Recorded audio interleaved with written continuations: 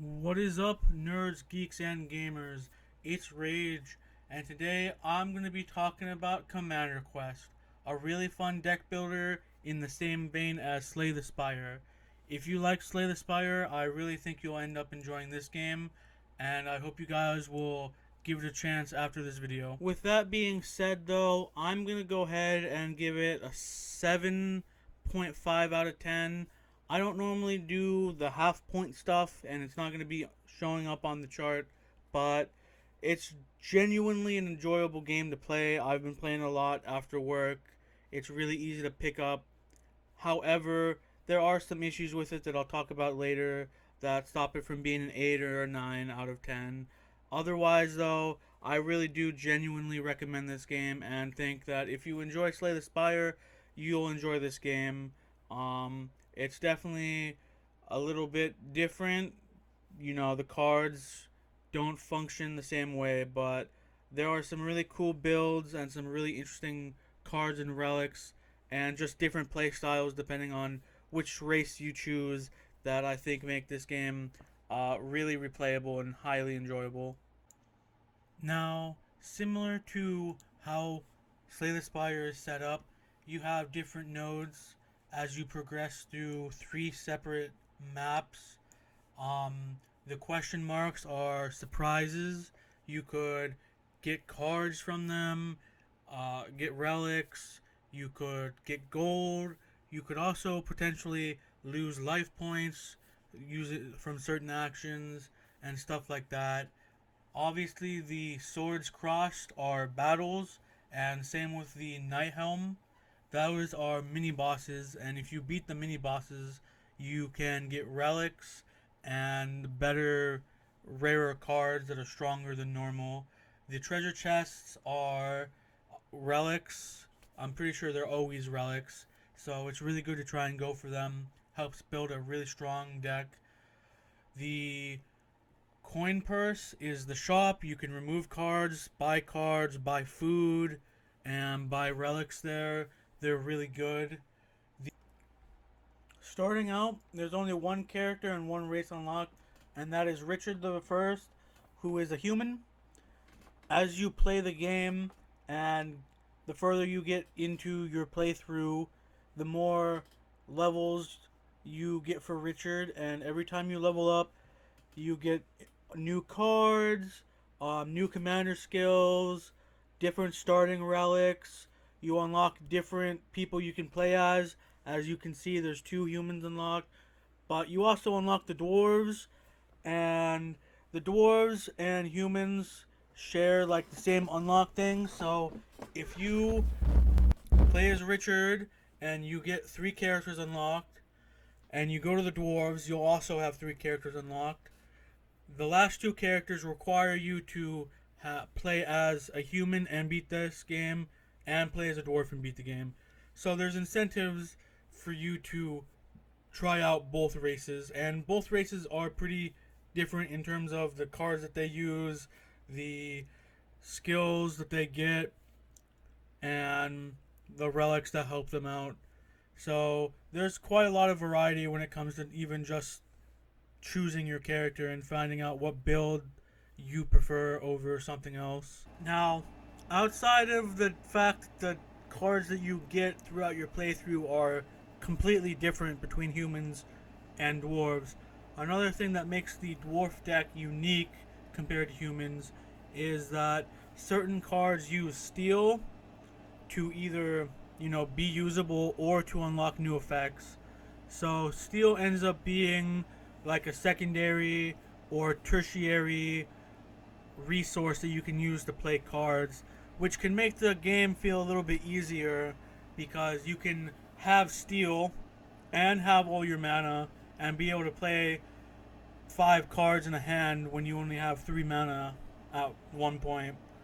Whereas for humans, you need to have more mana. You need to find relics that give you more mana and stuff, or certain cards that give you extra mana to be able to play more cards than you would normally. And Steel, like I said, also unlocks new effects.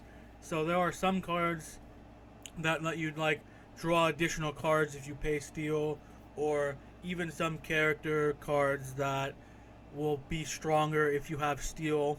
Like for every 10 steel, it'll give them more life or more power, more attack, stuff like that. So that makes the dwarves more fun to play, in my opinion, than the humans.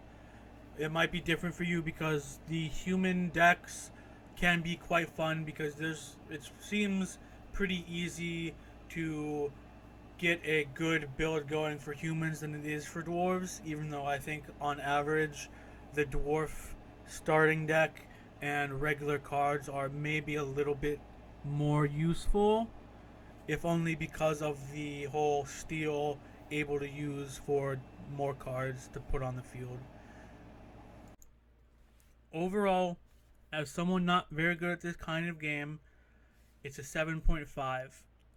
I have terrible luck when it comes to getting good cards and good relics and food as I play. A lot of the time, my runs end fairly early because I just have absolutely terrible luck. I'm also not very good at staying focused on building a cohesive, synergized deck, which, if you don't have those problems, if you're super lucky or you're just really good at the style of game and are able to like picture the deck that you want to build and are able to stay focused on that, not get cards just because you think they look cool, or if they're not related to your deck,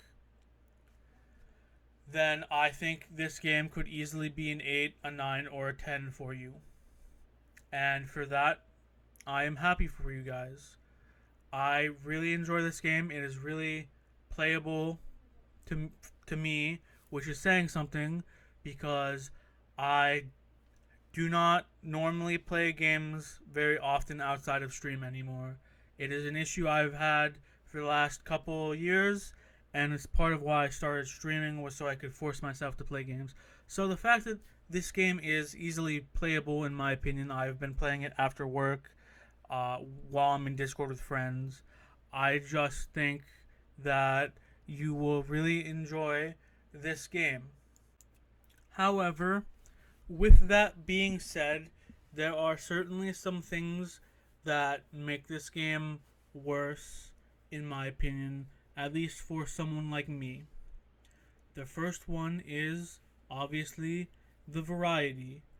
This is both a pro and a con, but for someone with my type of luck and very bad ability to focus on making a good deck, the amount of cards that you can find or choose from or buy is just gigantic, which can make it very frustrating because you can have a good start of the run.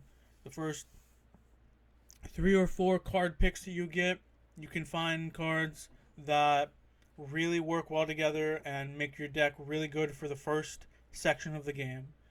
But then you go to the second section, and there are so many different cards that you will have a very low chance of getting any that you actually want or need. And that can be very frustrating due to the way the mini bosses and regular bosses work. So, unlike in Slay the Spire, this game has certain cards that you can place down. They're called bases or structures. And the bases, most of them will spawn troops. So some of the bosses, the way they work is it's like you're besieging a wall, and you have to destroy the wall in order to get to the enemy commander and kill him before something happens. Or you have to survive for 10 rounds before you get reinforcements to attack the enemy commander. Anyway, those types of missions are rough if you don't have a good deck because it is very, very easy to get overwhelmed by numbers, because the way those work is they have bases put down that summon different types of cards like archers or long swordsmen, and it's just really easy to get overwhelmed by the number of troops that they spawn if you don't have the right kinds of cards that you need to counter them. There's also some mini bosses that just spawn a lot of enemy troops, and that can be really hard to deal with if you don't have cards that do AoE damage, or that can set them on fire or something like that along those lines. And it's just the biggest issue with the mini bosses and regular bosses is how easy it is to get overwhelmed because they can just summon so many cards or have bases put down that summon tons of units.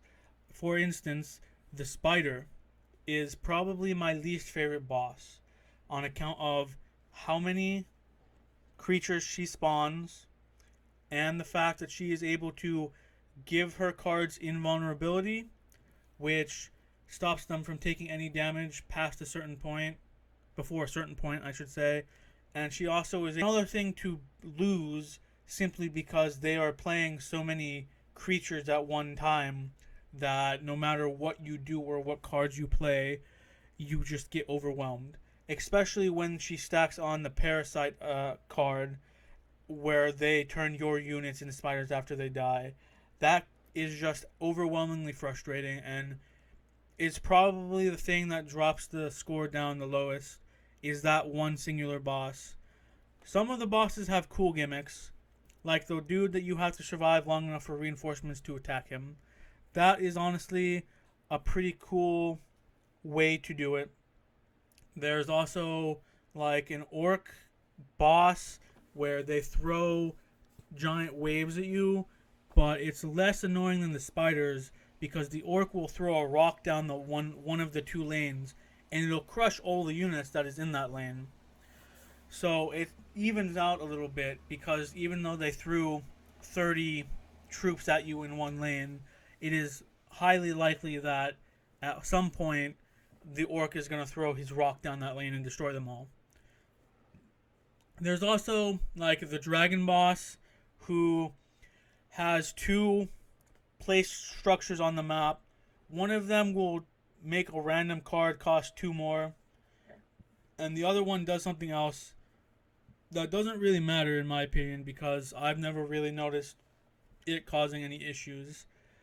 But after you destroy those two things, it opens up the third lane in the map, and that third lane has dragon eggs, and you have to be really careful to not let the dragon evolve, because if it does, then it is just really strong and can just ruin your day.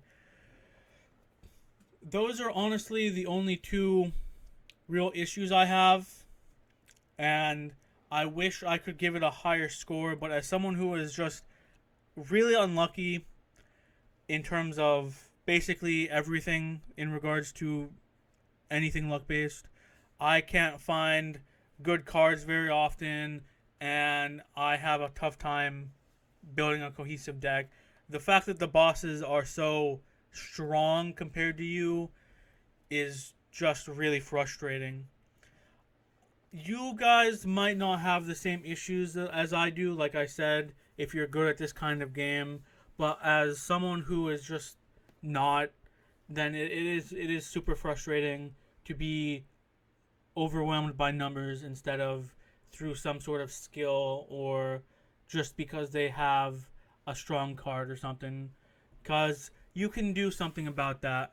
But being overwhelmed by raw numbers, having them every single round, they have like an extra 30 troops every round because you can't kill them fast enough, it just gets really frustrating.